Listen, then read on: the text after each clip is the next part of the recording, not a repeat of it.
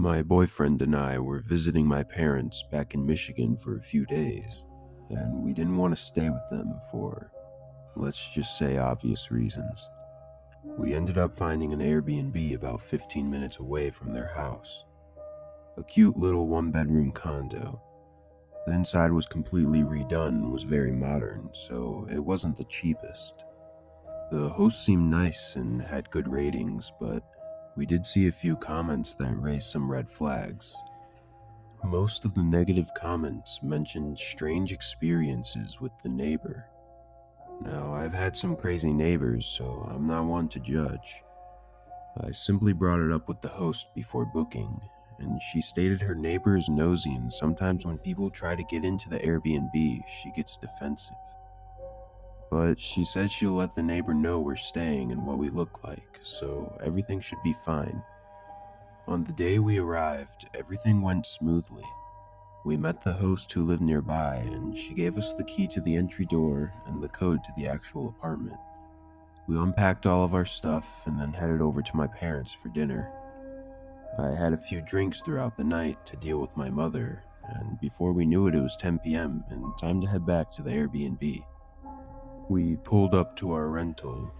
Now, each complex has 4 apartments, 2 on the bottom and 2 on the top, and the one we were staying in was on the top left. However, when we pulled up, we could see a small figure standing in between some curtains in the window of the apartment on the top right. Instantly, I felt weird. Who just stares out their window like that? My boyfriend parked, and as I got out, I looked up again, and she was still there, still staring at us. As we both walked towards the entry door, I could make out her features. You know how some people just have that crazy look to them? This was her. Mangled brown hair and wide open eyes. She had to be at least 60 or 70, and this frown she had, I've never seen someone so angry. My boyfriend puts the key in the door and we enter, and not to my surprise, we see her standing at the top of the stairs. She says nothing. She just stands there, watching us. She's very small and round, but the way she was standing, you could see her arms and legs were very thin. My boyfriend and I looked at each other for a second, and then we began to make our way up. We walked up while she stared us down, but to my amazement, she didn't say anything. Rather, she just stared at us with her creepy eyes. I kept looking back as my boyfriend entered the code and we hurried into the apartment. "What the hell was that?" my boyfriend said softly, looking at me confused. I shook my head as I was just glad she didn't try to talk to us. Nothing weird happened the rest of the night until we heard banging on the front door. I shot up from bed just to find that my boyfriend was already awake. The banging was non-stop for maybe a minute or two until it suddenly went silent. I looked at my phone and it was nearly 4 a.m. Who would be banging on the door at this time? My boyfriend walked towards the door, whispering to me that he was going to look out the peephole to see who was there. I trailed behind him slowly as he inspected. He looked back at me and was clearly confused. He then opened the door a little to look around, and I heard him gasp. "What?" I whispered, and slowly stepped towards him. Laying on the welcome mat outside the door were 3 dead rats. They looked completely gutted, with only one of them still having their head attached. He closed the door and we both agreed to contact the host later that day. I tried my best to sleep, but the images of those rats kept replaying in my mind. After a while, I looked at my phone and it was 6:30. Accepting the fact that I won't be able to get any sleep, I got up to make coffee, and as I did, I heard the neighbor's door slam shut. I looked out the kitchen window, which overlooks the parking lot, in hopes to get a glimpse of the crazy lady. And there she was, standing and staring at our parked car. not even looking at what was inside. She was just staring at it. She looked so focused on our car for the longest time, and then she slowly turned her head to look directly at me. I jumped back a little bit and immediately heard her shriek, this horrible blood-curdling shriek like she was being attacked. My boyfriend ran out of the bedroom, obviously alarmed, and we both looked out the window again. The neighbor was standing there, holding her head, screaming at the driver's side window. She grabbed the top of the car and started banging her head, screaming things like, "They never leave, when will they leave, and why do they keep coming?" I started recording for insurance purposes, and my boyfriend called the police and then the host. By the time the police had shown up, she was laying on the ground next to our car, which had very little damage considering what we just witnessed. The host profusely apologized and said that this had never happened before and refunded our entire trip. We got to see the lady taken away in handcuffs, though it took her a while to comply. We never found out what was wrong with her, but my theory is something just snapped, and we just happened to be the ones that were there when it happened. But I do know that you should take every review into consideration when booking an Airbnb. Every single one.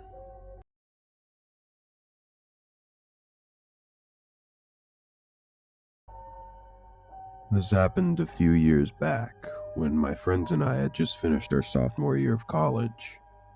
Finally done with school for a few months, we wanted to celebrate a little bit to start off summer break. All of us had small jobs near the campus, so we saved up some money. We decided to go big and take a trip to Las Vegas for a few days, as none of us have ever been. At first, we were looking through hotels in the city to try and find something cheap, but still big enough for the four of us. Eventually, we gave up on that and started looking at Airbnbs, as most of them were cheaper and bigger. We found a few good ones, but ended up choosing the largest one with the most rooms. Fast forward to a couple weeks later, our Uber picked us up from the airport and dropped us off at the house. It honestly looked even bigger in person, and we were all really excited to spend the next few days here. We all unpacked and relaxed for a couple of hours, as we were a little bit worn out from the flight. A few hours after the sun went down, me and my friend Alyssa were the only ones still awake. It wasn't too late, probably 8 or 8:30, but the other two had decided to go to bed early. With nothing really to do, Alyssa offered to take a walk outside and explore the neighborhood a little bit. I agreed, eager to see the unique homes. I should mention, our Airbnb was a pretty nice house, and the neighboring homes were really nice too. This definitely wasn't a sketchy street or anything, so we didn't even really think twice about going for a walk around. We headed outside and down the street. After passing 6 or 7 houses, the street took a sharp turn and connected to another crossing road with homes on the side.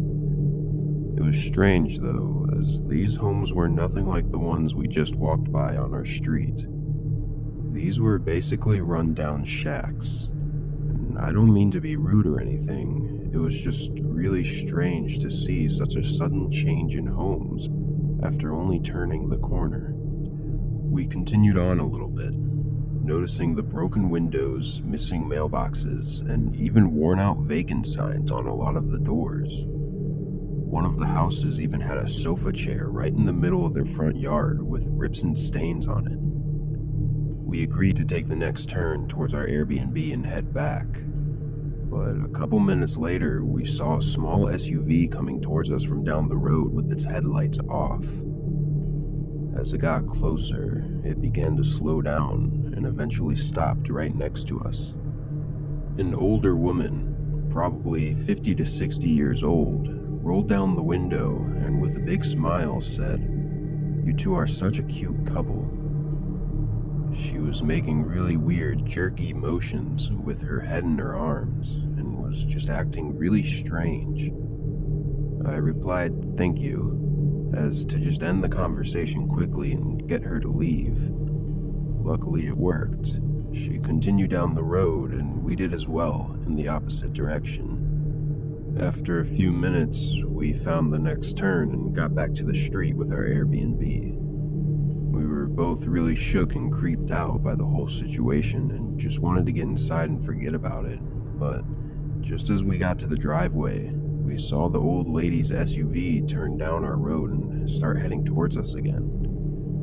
We were halfway up the driveway when she stopped right in front of the house. But this time it was a little different. She just looked at us. She didn't say anything or have any emotion in her face. She was just staring. Alyssa hurried inside, and I quickly followed. I heard the car continue back down the road as I was closing the door behind us. We stayed up for a little bit longer, locking all the doors and checking the windows to make sure she didn't come back. After an hour, we agreed that we were probably okay, so we went to our rooms and got ready for bed. The next day, we told our other friends what had happened, and they were pretty creeped out too. We ended up telling the owner of the Airbnb about the whole situation, and we even asked if we could cancel our third day so we could leave early, and thankfully he agreed. For the rest of that day, we decided to get away from the house and hang out in the city to try and enjoy at least one of our days in Vegas. We actually ended up having a lot of fun, but as the night came closing in, we were ready to call an Uber and head back to the house. During the ride back, I received a text from the owner that said, "Is this the lady from last night?" with a picture attached. I opened it and saw a screenshot from the Ring doorbell footage of the lady standing outside of the house. I replied to the owner and immediately showed all of my friends. We didn't know what to do, so we asked the driver to drop us off at a hotel parking lot just a couple blocks from our house while the owner called the police. After about 45 minutes, the owner called me and said the house was clear and we could go back. But he mentioned the police never found the lady. This obviously made none of us feel any better. We got to the house and pretty much immediately started packing all of our stuff so we could leave right away in the morning. Nothing happened overnight or the next morning, but I can say for sure that none of us got good sleep. We got out of there as soon as we could and headed for the airport. This was definitely one of the strangest things to ever happen to me, and I still think about it a lot. The only advice I can give is to always check the area around your Airbnb before you book it.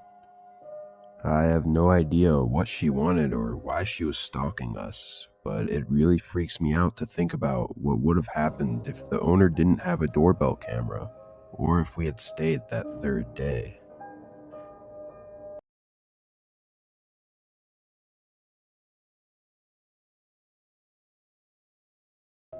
It was the end of April, and I was moving out of my home in Chicago all the way to Nevada. I hired a company to take all my boxes and ship them to the new house, just to make it a little bit easier on me. I wanted to take a road trip down there and stay at some hotels or Airbnbs on the way and just relax for a few days.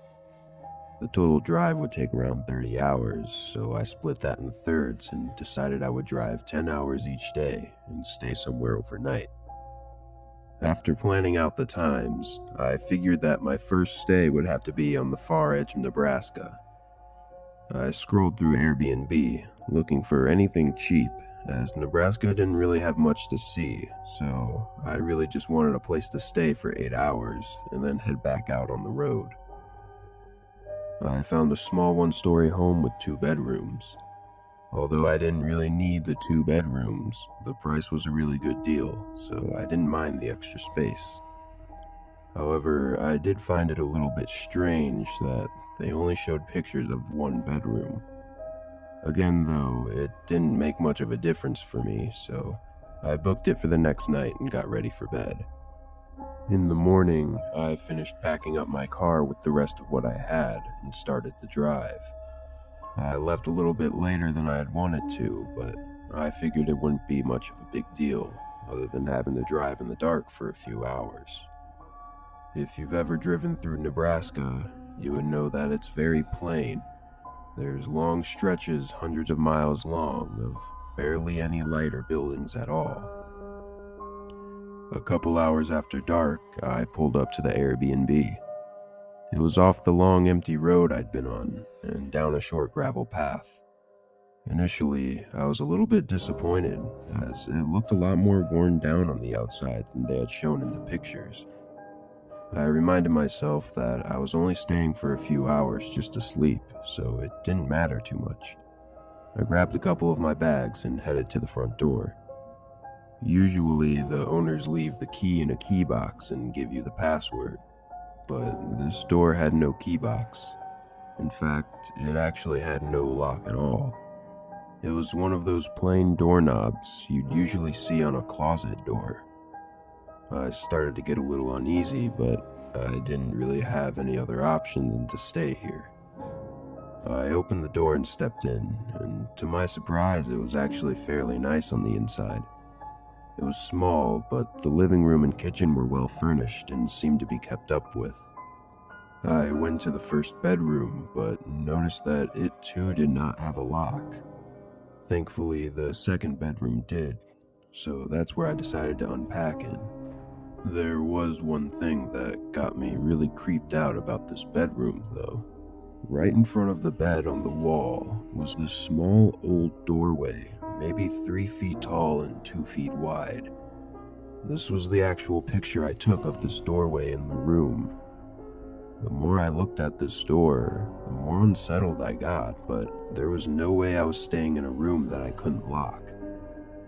I tried to open it just to check what was behind it, but it was locked from the other side. I figured the owner probably just kept some cleaning supplies back there or extra towels or something, but still, this door gave me the creeps. I was getting pretty tired though, so I only unpacked what I needed for the night and started to get ready for bed. I woke sometime in the middle of the night, hearing a soft tapping noise coming from the edge of the bed. It was very subtle, but the whole house was silent aside from the tapping. I reached blindly for my phone on the nightstand and turned on the flashlight as quick as I could. As I shined the light towards the edge of the bed, the tapping stopped. I'm not one to get scared easily. Sure, I'll get creeped out or nervous, but never scared. But something about that small doorway on the edge of my bed in that moment made me truly scared. I jumped out of bed and turned on the lights, and grabbed everything and rushed out of the house as quick as I could.